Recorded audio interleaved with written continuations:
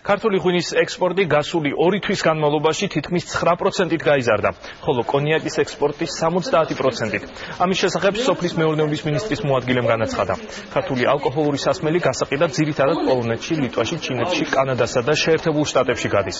ბრიფინგის შემდეგ მოლდოვაში გამართული ყოველწლიური გამოფენა კონკურსის გამარჯვებულებიც დააჯილდოვეს.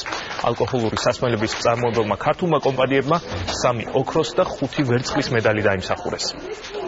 ჩვენ გვაქვს ძალიან დიდი ზრდა პოლონეთში, ესტონეთში, ლატვიაში და ჩინეთში, რომლებიც არიან ჩვენი პრიორიტეტული ბაზრები.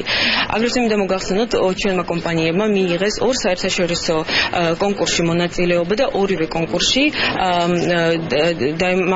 დაიმსახურეს მაღალი ჯილდოები. ხარისხს ამაღლებს, ასე თქვა და ექსპორტისთვის უბრალოდ თქმა უნდა ბუნებრივია რომ ეს მოეხმარება რა. რადგანაც ამ ეტაპზე უკვე გავდივართ რამდენიმე ქვეყანაში, დაახლოებით 15 ქვეყანაში გადის უკვე ექსპორტზე. ეს არის დაფასება იმ შრომის, სადაც ჩვენი თანამშრომლები ყოველდღიურად სახორციელებენ. ეს დიდი წარმატებაა.